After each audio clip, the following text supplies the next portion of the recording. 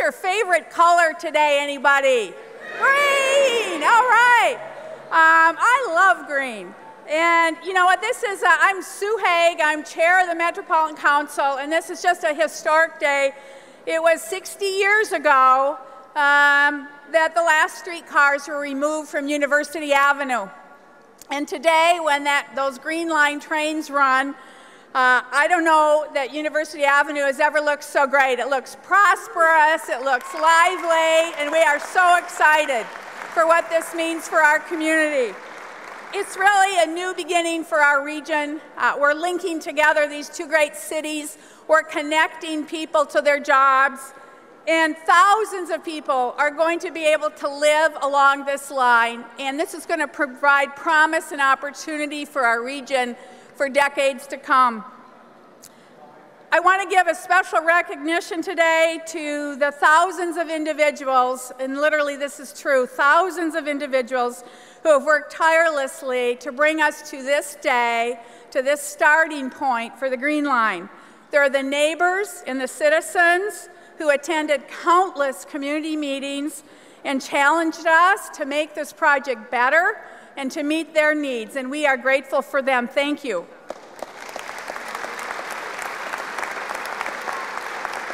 And then there were all the businesses who really had to put up with some tough stuff during construction. We thank you for hanging in there during a tough time. And all of the local and state officials, and there are so many who advocated for this, who fought for this, who made this day possible. And then I really want to thank the very talented public employees of the Metropolitan Council, Metro Transit, St. Paul, Ramsey County, Minneapolis, and Hennepin County. I want to give a special thanks to the operators of the Green Line trains, the mechanics, the people who clean these trains. They are the ones who make it possible for our customers and our riders to get great service that's safe and fast and clean, and we are grateful for them.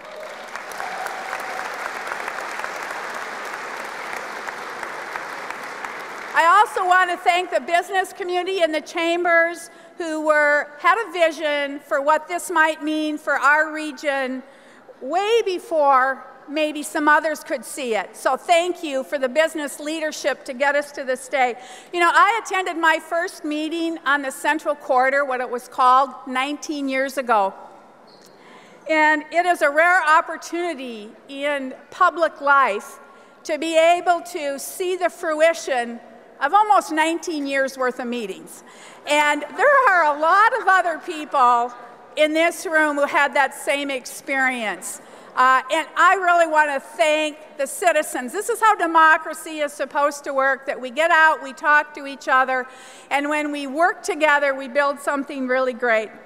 I want to acknowledge my former colleagues, Peter Bell and Ted Mondale. Where are you? Thank you for your support for the Blue Line and the Green Line. And you know, we had a lot of legislative advocates, and there are a lot of ups and downs in this legislative process to gain the state share, to gain the support for the transit sales tax that were levied by the counties. And there are so many, I can't thank them all by name, but I do want to thank a few. Margaret Anderson Kelleher, State Representative Alice Hausman, Senator Scott Dibble, Representative Frank Hornstein, Representative Tim Mahoney, and I also want to thank the 91 House members and the 47 state senators who had the courage to override a governor's veto to support an investment in a sales tax for transit. A big hats off to the business leaders who have been tireless advocates for this. Matt Kramer and Todd Klingel from our Minneapolis and St. Paul chambers, Carrie Canfield, Ellen Waters, Larry Fritz, Rick Beeson, who were there in the Midway Chamber advocating for this 20 years ago. Thank you. And a huge thank you to the funders, the Central Quarter Funders Collaborative, Polly Talon, Jonathan Sage Martinson. You made great celebrations today, and I tell you what, there are great celebrations up and down this line. And I'm excited. I hope you stop at every station today. But let's get back to the people. Let's talk about the people who built this line. 5,445 people worked on this line. That means they had a good paying job. And you know what? Many of them actually lived in the neighborhood along the Green Line.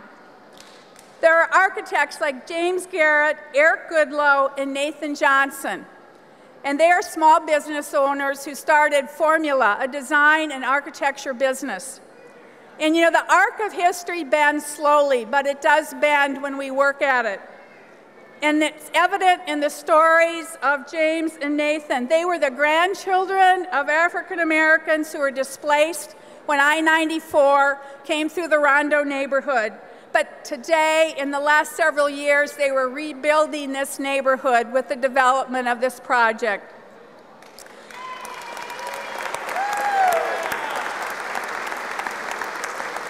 Well, transportation is fundamentally about connecting people. It's about connecting one neighborhood to another. It's about one city connected to another. It's about a mom getting to quality child care. It's about a nurse getting to work at the hospital. It's about a baseball fan going to the stadium. And this project is going to make our region healthier and stronger and a more connected region. And I am so grateful to be here with you. I now have the pleasure of introducing the Honorable Mark Dayton, the Governor of Minnesota. Woo-hoo. And one thing I have come to understand in working with Governor Dayton, and it's something I really like about him, he can be an impatient guy sometimes. And impatience is a good thing in a governor, because he does not want to wait another 10 years to open up the next light rail line. So welcome, Governor Dayton, and thank you for your support.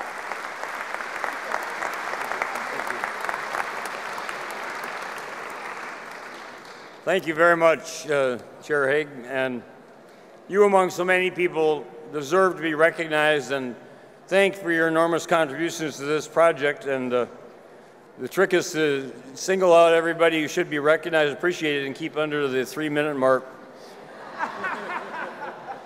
Undersecretary Rogoff, very glad to welcome you back here in Minnesota, and thank you for your role as FTA administrator in supporting this Green Line through all of its challenges. Thank you.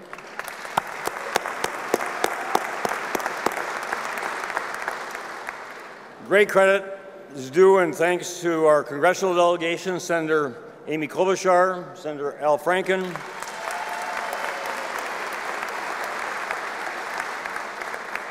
Senator Al Franken, Senator.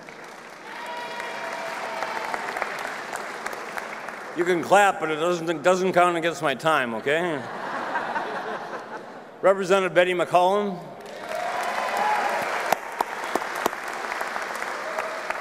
And Representative Keith Ellison.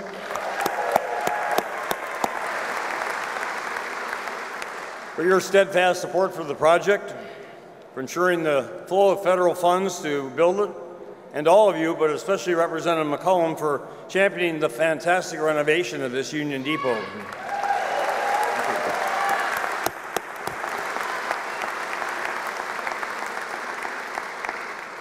Congratulations to our current Metropolitan Council Chair, Sue Haig, the former Metropolitan Council Chairs, former Chairs Peter Bell and Ted Mondale, the President and past members of the Metropolitan Council, and all of the Council's employees who worked long and hard to bring us to this day. I'm getting too long here already, but our gratitude also goes to Hennepin and Ramsey County Commissioners.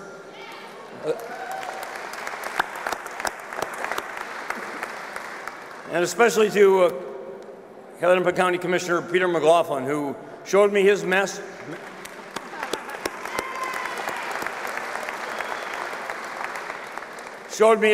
plan for the entire Metro transit system in the year 2000, and has persevered every day and night since then to bring it about. To the President and former mayors and city councils of St. Paul and Minneapolis, to the state legislators who championed the state's partnership, to everyone at MnDOT who worked very hard to make this project successful, to labor, Minnesota AFL-CIO, St. Paul Building Trades, Minneapolis Building Trades,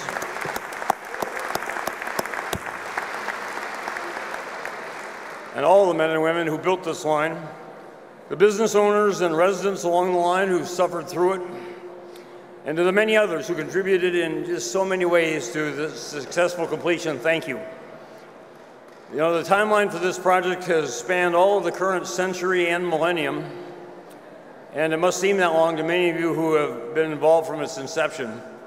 It's been 8 years since the Federal Transit Authority, then under President Bush, gave the green light to begin investing almost $1 billion, federal, state, and local money, in the future of this entire metropolitan area.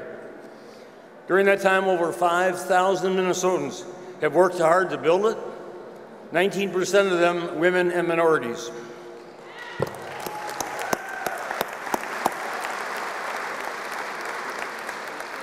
And now it's ready to serve the people of this region, of our entire state, and visitors from other states and nations by connecting them to businesses, to classrooms, to jobs, to entertainment, and most importantly, to one another. So now, finally, after all these speeches, it's ready to roll. Thank you.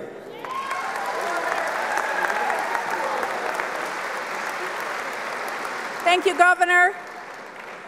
Well, our federal delegation has been loud and clear in its advocacy for this project, and you know, our federal partners are 50% of the cost of this project, and we would not be here without them.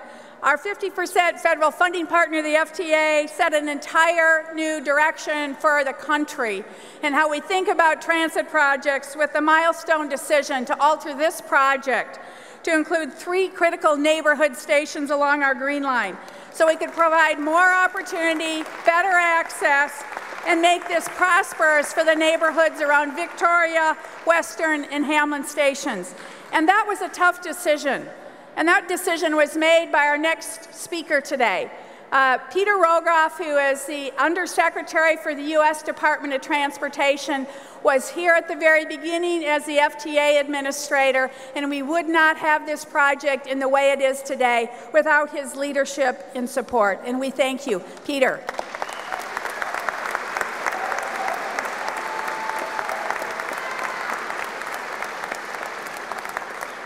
Well, this truly is a great day for the Twin Cities, and congratulations are due to the entire congressional delegation, the mayors of both cities, all the leaders that brought this together. The Obama administration has been thrilled to be your partner and bring $480 million in federal tax dollars to bear to pay our share of building this project.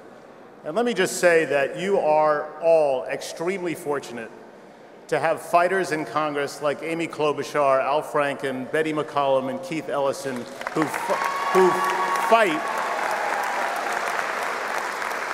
They have been working in tough times, in dysfunctional congressional times, to fight to bring these dollars paid by Minnesota taxpayers back to Minnesota. You owe them a huge debt. We in the administration are thrilled to partner with this project because it embodies so many of our goals. It creates jobs, not just in the construction, but all the economic development that's going to happen along the alignment that you already see, more than $2 billion of development. It gives our children cleaner air to breathe. It gets families out of traffic jams. It means less money that you have to hand over at the gas pump. Yeah. And importantly, it's just a higher quality of life for everyone. They can hop on, hop off, get where they're needing to go, and not have to pay to park. This truly is a national model on so many fronts with national ramifications. Right now at the federal government, we're at a crossroads as far as funding projects like these, and funding highway projects all across America. President Obama has been sounding the alarm that in a matter of weeks, we run out of funding. We run out of funding in our Highway Trust Fund. We run out of funding and authority to build transit projects like these. The President has been sounding the alarm and calling for Congress to pass a bill called the Grow America Act. And that act would boost funding for projects like these by 70% across America. But there's a reason when President Obama announced this initiative, he came to the Twin Cities to announce it. In fact, he announced it right here in this room. He came here because this region gets it. He came here because projects like the St. Paul Union Depot, the Green Line light rail system, expanding transit options and transportation options for people all over the Twin Cities, the people of this community get it, and even more importantly, your congressional delegation gets it. We are going to work with Congress to get this bill passed, but I can tell you what we need is for the rest of Congress to show the same congressional leadership that your members of Congress have on this issue. Now, I just want to say a little bit something about what Sue said.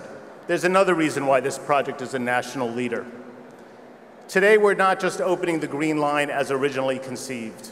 Today, we're opening up stations at Western, station at Victoria, and a station at Hamlin. And those stations were not going to happen absent the leadership demonstrated by the people of this community.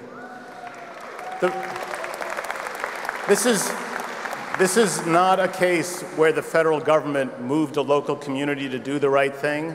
This is a case where the local community moved the federal government to do the right thing. And as a result of the leadership that was shown by the members of this community, the U.S. Department of Transportation under Secretary LaHood and many others, and now under Secretary Fox, has revolutionized the way we look at transit projects, not just in Minnesota. This is changing the way we look at transit projects from San Diego to Miami, from Portland, Maine to Seattle. This has been national change brought about by a few people in this community who pushed hard to make a difference. They deserve a lot of credit, along with your congressional delegations today. Thank you so much for having me here, and congratulations on a job well done. Thank you. Thank you, Peter. We're delighted to have you here, and I'm very excited to introduce a senior senator for Minnesota, Amy Klobuchar. Wow, what a day. It is so wonderful to see all of you out there, especially the ones who remembered to wear green. Very good, and I see you right in front. I loved the Undersecretary's words about how Minnesota not just did a great project for Minnesota, we're changing transportation in the United States of America. It is such an honor to be here with Governor Dayton and Senator Franken. And what I love about this occasion is that we have our Minnesota twins. Not the baseball team, we have our transportation twins, right? We have got Betty McCollum and Keith Ellison, Minneapolis and St. Paul United. We have the Hennepin and Ramsey boards, but mostly we have our transportation twins of Jim McDonough and Peter McLaughlin. We have our transportation twins in the legislature. We have Alice Hausman and Frank Hornstein. And the many other great legislators that are with us today. And of course, we have our transportation twin mayors, Chris Coleman and Betsy Hodges. Now, I think that we all know that in addition to those great twins, there are a lot of people here that made this project possible. First of all, the wonderful neighborhood activists from both cities that got this done and got this done the right way. And then we have the workers who got this project done through the coldest winter that we can remember. There are not many construction workers, Mr. Undersecretary, that can say that they built a project in a winter when Minnesota actually registered colder than the planet of Mars. But these guys can say that, and we thank them for their hard work.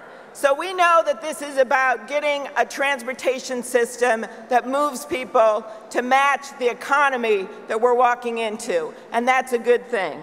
But most of all, we also know that this is about having a transportation system that connects things, that connects people, that connects the hearts of two great cities, that connects workers with jobs, with students, with classrooms, that connects families and friends, whether they're on Western Avenue or Hennepin Avenue.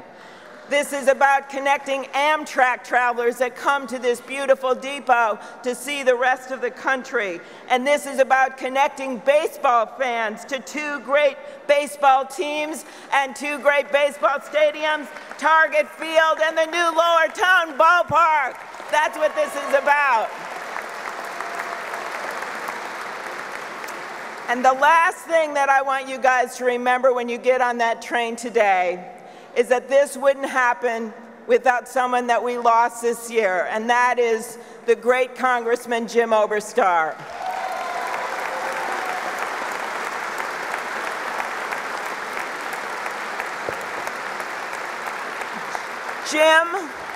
Jim was someone who did the long game, right? He decided that his job was to do the right thing for the people he represented, and he would talk about it all the time, sometimes in French. And a lot of politicians think about what happens that hour and what happens that day, but Jim was always looking to the future. And in that, he gained immortality. He will always be remembered in those cool shadows of those quiet bike paths, tree-lined throughout our cities. He will be remembered in the stately grandeur of bridges all over this country. And he will be remembered in that quiet hum of those light rail trains when they go down the tracks. I know he is smiling down at us today. Thank you, everyone.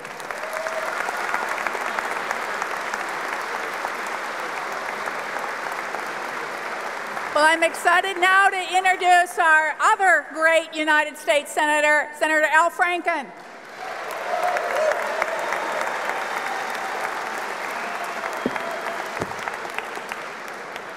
Thank you all for being here today to celebrate this milestone in the Twin Cities. People will look back at the opening of this, especially that, I'd say, 1.5-year-old, and say, I was there. A lot of this is about economic development. It's about the creation of jobs. We should be talking about that, but I also want to take a second to focus on the support system that developed around this project. The development of the Green Line required a unique effort to think holistically about how to drop a major project like this one into neighborhoods without seriously disrupting the businesses and the residents there. If any project needed that kind of forward thinking, it was the Green Line, since these neighborhoods have been torn apart by transportation projects before, and that could not be allowed to happen again. And while nothing is perfect, that effort was extremely successful, and this project can serve as a model for future public works projects. So thank you to the Central Corridor Funders Collaborative and all the partners who participated in the Corridors of Opportunity initiative. And congratulations to the businesses that hung on through all the construction. I hope you'll see that your patience has paid off and see your foot traffic increase significantly. And one last thing, and I want to reiterate what Amy said. There's a lot of us speaking today, but I do wish that one of them was Jim Oberstar, who was so critical, was such a critical champion of this project.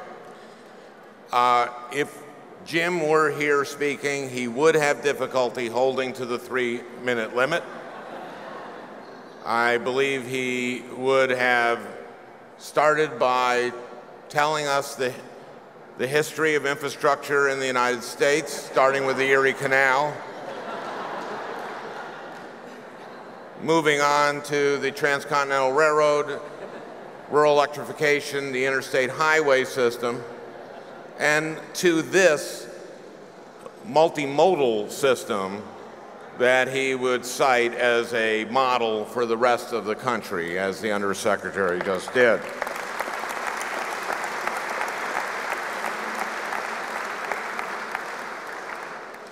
So this is a great day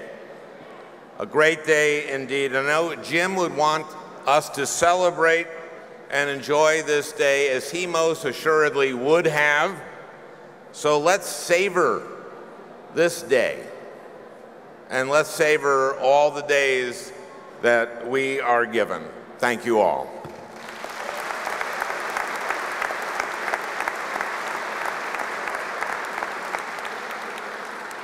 Well, the next speaker needs no introduction if you live in St. Paul and you've ever been involved in transportation projects.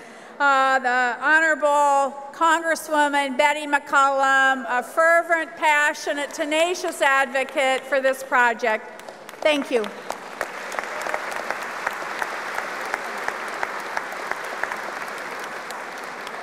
Is today a great day for the Twin Cities region? It sure is.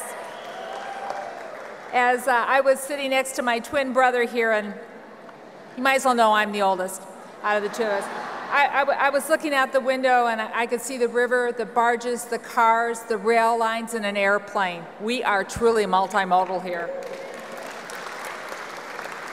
Today is a celebration.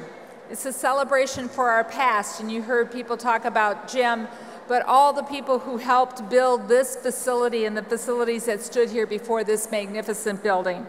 It is a celebration of the present, what we're about to do with going out and stepping onto those trains, and it's about refocusing, re-energizing into the future, because we have a responsibility to do that. But today we're celebrating the Green Line. We're building a stronger connection between St. Paul and Minneapolis, because we know our future is stronger when we are together as the Twin Cities. And it has been pointed out, getting to this point was not quick and it was not easy, was it, Alice?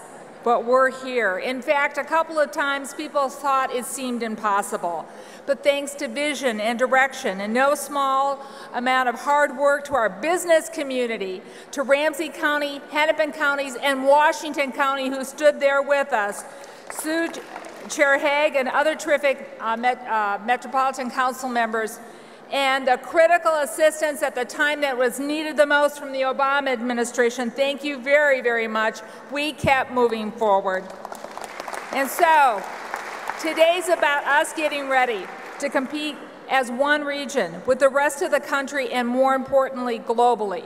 Building a balanced 21st century transit system that serves both the East and the West Twin Cities is vital to attracting the future economic growth and jobs and talent we are going to need to be the vibrant North Star state. As we celebrate today, we need to make sure that we keep these tracks moving forward. We hear loud and clear for the Minnesota business community that our work is not done in moving forward. So, folks, I'm ready to get on board. I have my ticket, so I have a ticket that's ready to ride. Are you ready to ride? Thank you very much. And next, Congressman Keith Ellison, a tireless advocate for transit. Thank you. Hey, you know, everybody's ready to get on the bus, aren't we? But I want to tell you, one of the things that makes me feel so good about this moment is that I know it was not easy to get here. I remember so well talking with Peter Rogoff and Mayor Coleman and Betty McCollum about the difficulties along the university and how we had to have inclusive, equitable stations so people could get on. And I also remember being at the University of Minnesota, hearing Somali community members say, wait a minute, this has got to work for the students and for us too, over there in Cedar Riverside. And I remember that the NPR people said, look, you know, we're a vital, important communication source, and this has got to work for us too. But let me tell you, even though there were local concerns, those local concerns were addressed. And we came together, we solved the problems, and we did it together, which confirms my faith that anytime that this community wants to do something, we can certainly do it. We just got to stick to it. We got to be persistent. We got to have a mind to listen, and we got to work through the problems, and we will get there. We did this thing by including women and minorities in the construction of it, which I'm so very proud of. We did this thing, and we lowered our carbon footprint, which I'm so proud of. We did this thing by diminishing the congestion on our roads and our highways, and I'm so proud of that. Man, we could do anything. Teamwork makes the dream work. There are more things to do, more tracks to lay, more futures to build. Let's do it. Let's get on the bus, everybody.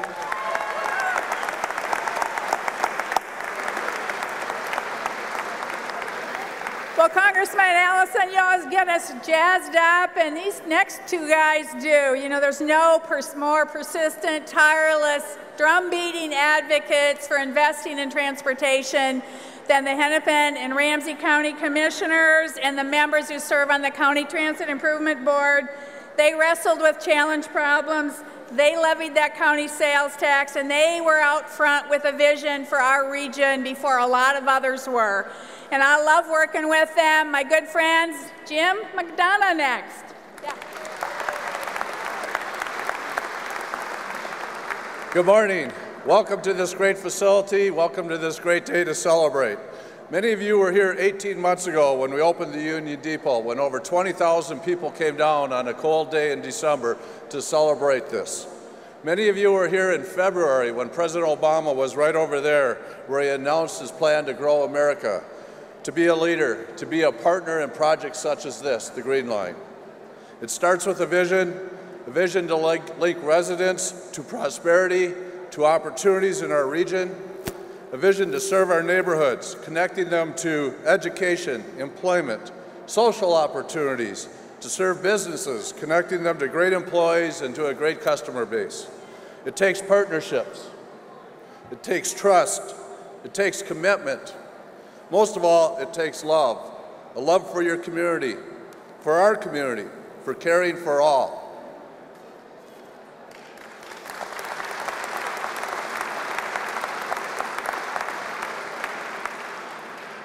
Ramsey County's mission is working with you to enhance our quality of life. I believe that all of my colleagues on the Ramsey County Board of Commissioners, Commissioner Ortega, Commissioner Reinhardt, Commissioner McGuire, Commissioner Huffman, Commissioner Rettman, and Commissioner Tony Carter, who believe in this, all of the staff who worked on this project that believe in this mission. That was the reason, that was to drive us to success on why this Green Line is so much more than a great transit line, so much more to this community than just moving people from the Union Depot to Target Field. In a few minutes, this becomes your line. You help shape this line. You help make it better with your hopes and dreams on what this investment could do for you, your family, your neighborhood, our city, for a region that believes in its future. In a few moments, you will share in the success of vision. You will share in the product of partnerships. Most of all, you will share in the gift of community that cares for all.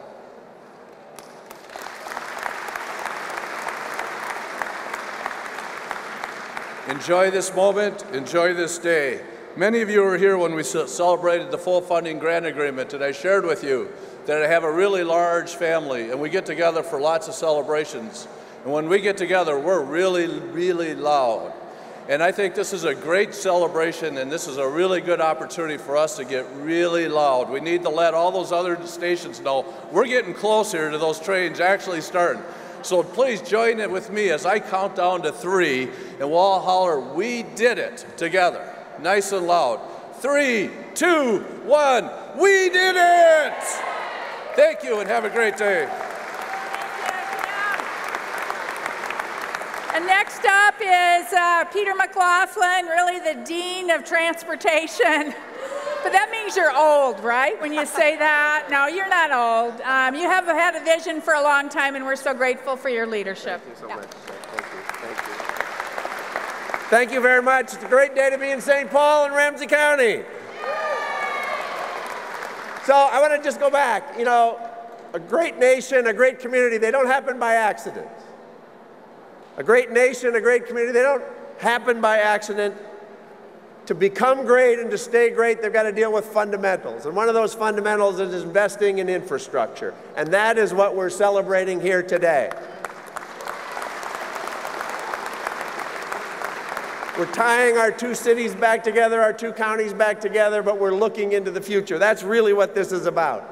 And I join the other speakers in thanking many, many people, but there's a few I want to single out. First, the people of this region. They've been ahead of the decisions that we've been able to make. You give us the ability to keep pushing forward, and I want to thank the people of this community first and foremost.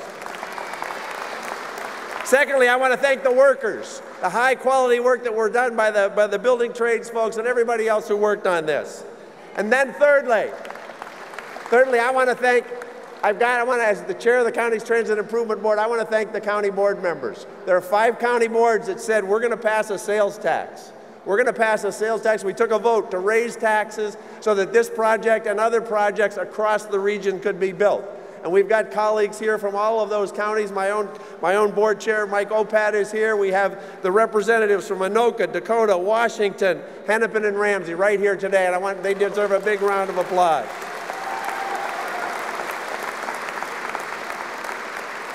And I just want to put in a thanks to Ramsey County, our partner in this. A special thanks.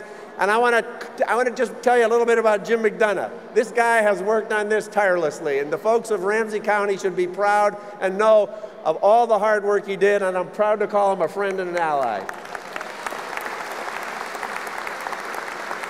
So, you know, a lot of people say you can't get big things done anymore.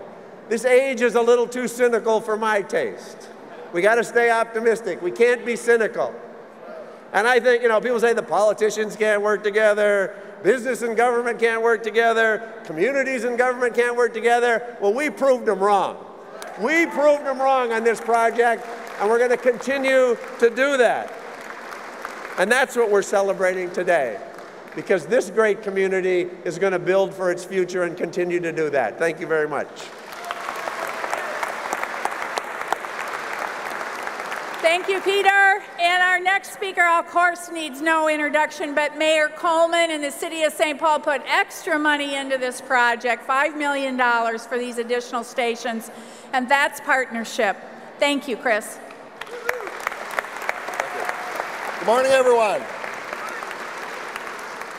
My new definition of an optimist is a person who puts 10 politicians on the stage and says you've got 30 minutes to complete the program.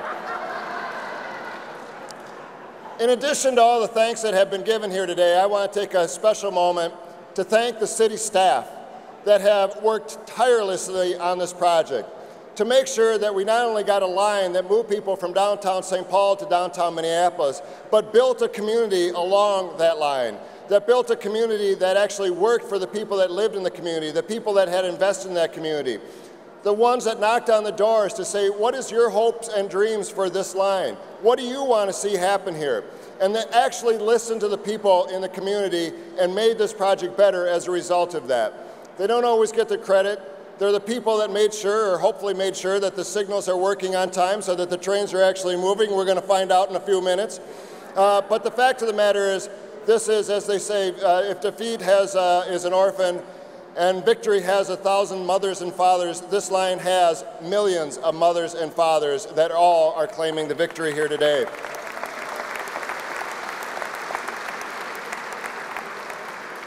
It's a rare opportunity that we get to stand at a moment that defines the future. And often history is defined in terms of great moments in transportation, and this is no exception. Whether it was the driving of the Golden Stake that completed the Transcontinental Railroad, the first pilgrims that got on a ship to come over to the new land, or the opening of the Suez Canal or the Erie Canal, today we step into that same time frame, that same kind of moment in history where what happened before today is going to be very different than what happens from today on.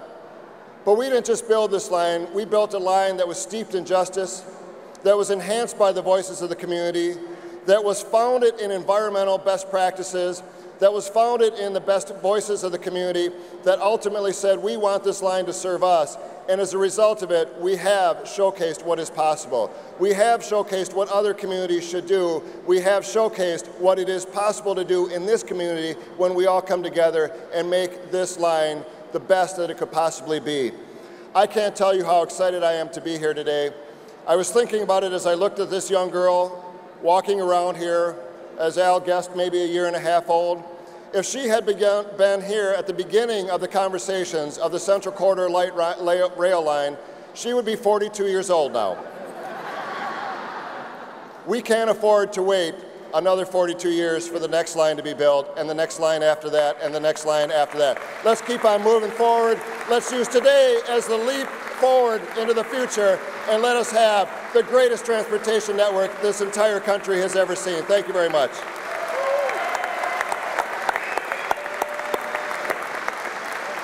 And next is the mayor from the great city of Minneapolis, Mayor Betsy Hodges.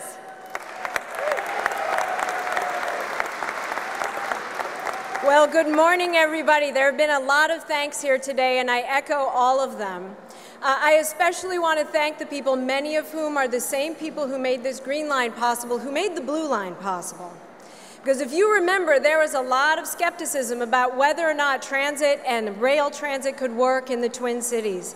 And the blue line opened up, and it has exceeded its ridership goals. It has met its 2020 goals years ahead of time, and that raised the bar. That raised the bar for what was possible in transit in our region and in our Twin Cities. And so I want to thank the people who made the blue line possible, because they made the green line possible.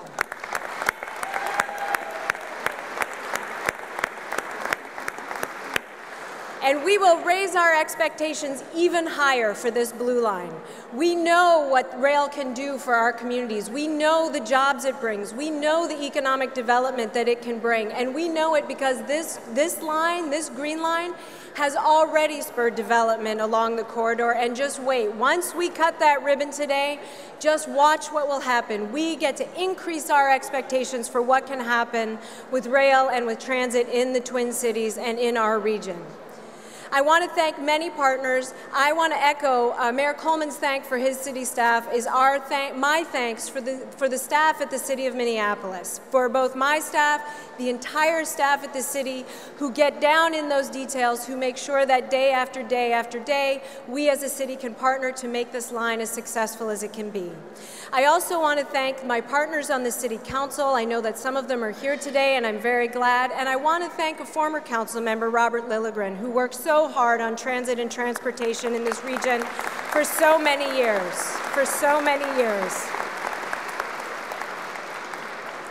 And finally, today we are connecting and reconnecting and knitting more closely together Minneapolis and St. Paul. And I want to reiterate my commitment to all of you, to the City of St. Paul and the City of Minneapolis, and to Mayor Coleman, that that partnership is and will stay strong for years to come. And this is more evidence of how closely we can work together. So let's all celebrate today. It is a joy to be here. It is a joy to see everybody here. And my thanks to everybody who made today possible.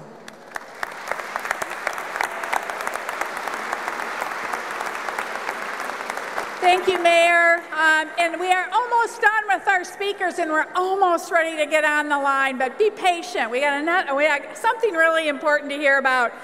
And I want to introduce Setu Jones. And for those of you who don't know him, he's a remarkable artist in our community.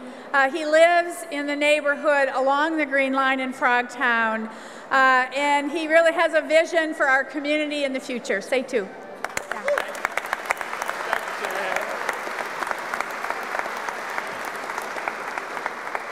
Thank you, Chair Haig, and I want to also echo all the thanks that have been given by all of our esteemed representatives that are here. I'm the only person on the platform that did not have to run for office to be here, right here in this spot. And so I'm going to take advantage of that.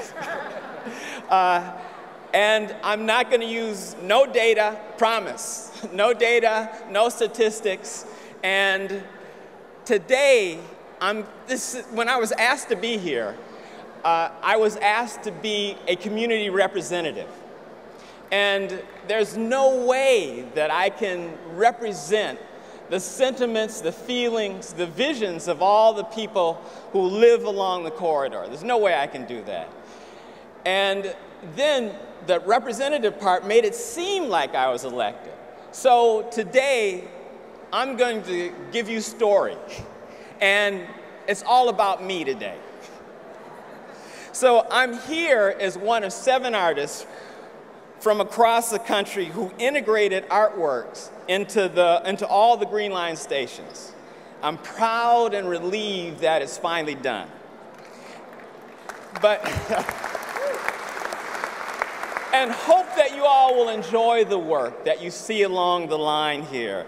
That there were folks here in our community that had the vision to make these pieces speak for the neighborhoods that they're in. So, but I'm also here as a resident of Frogtown, of one of the many neighborhoods along the Green Line. I grew up in Minneapolis, but my father and his 7 siblings were born in Old Rondo. And so almost every weekend, we were here. My father drove us to St. Paul to hang out with his big, loving, extended family of steel workers, of sleeping car porters, of dining car porters, of clerks, of all of these folks that knew that if my generation was to succeed, then we would have to be given the tools to imagine a new world. So they told us, the folks in Old Rondo, the folks in my family told us over and over and over again how smart we were. They told us so much that some of us actually began to believe it. They knew that belief in oneself was a tool to overcome adversity. Through love, they taught us how to love ourselves, our community, and our family. I heard people talking about the freeway coming through. In my young eyes, all a freeway meant was that it would get you from one place to another really quickly. In fact, my most intimate contact with I-94 during construction was sneaking down to the site against my grandmother's wishes and doing dumb boy stuff, which included rock fights, if you can believe that. And so we would throw rocks back and forth at each other. And one time, I didn't duck fast enough and got hit in the head and still have a scar that's with me today on my forehead. Now, you all have heard about how Interstate 94 devastated St. Paul's African-American community. Many of the elders in my community vowed not to let that happen again without some resistance and some questions. And so, while we've acknowledged those 3 stations, what I'm going to do is to name names here. It was the porters who were honored in that room right behind us, the station porters. But it was also folks that questioned and resisted light rail, people like Katie McWatt, Nick Kalik. Without that resistance, there would never be those 3 additional stations. Now, many of my peers have continued to raise those same questions. Veronica Burt, Metric Giles, Melvin Giles, Jackie Cooper, Commissioner Tony Carter, and Melvin Carter III. Dennis Presley, Naida Presley, all of those folks raise questions and raise resistance. While my peers and I don't always agree, sometimes we would have knockdown, drag-out fights. We've accepted and sometimes embraced the coming of light rail. But we still have questions. Will people of color and poor folks be displaced or concentrated and segregated? Will economic change and prosperity, will it pass us by again, or will we benefit from it? As a resident of one of the neighborhoods along the Green Line, I can say that we will be working toward creating communities built on opportunity and equity, and that we will be watching and ready to raise more questions and sometimes raise hell to advocate for a fair and just city. I hope that whatever we do from here allows us to imagine a new world, and it won't leave any scars on any foreheads as we go on. So let's ride the train.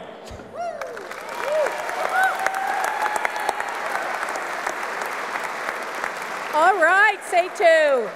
This is about a line, a green line is about equity, and it's about opportunity for everyone. And we are all excited to make that happen, and we're excited to get on the train in just a minute. But I have to say, do one thing first.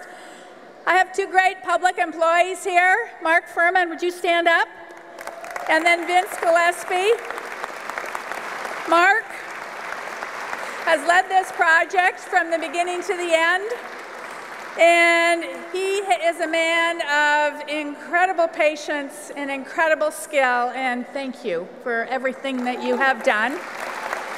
And Vince, would you stand up?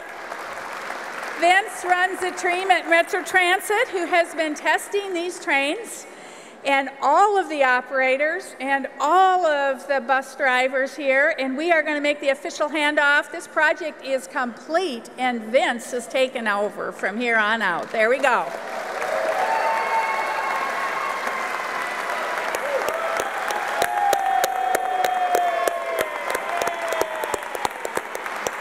All right, job well done. And now we're all going to get to experience that first ride on the train, and this is how it's going to work from here on out. Thank you for coming. Thank you for being here. Stop at all the stations. I wish I could have thanked everyone, but you can thank your neighbor. Turn to your neighbor and say thank you for what you did to make this possible. How about that? Are you ready to ride the train? Yeah! Woo!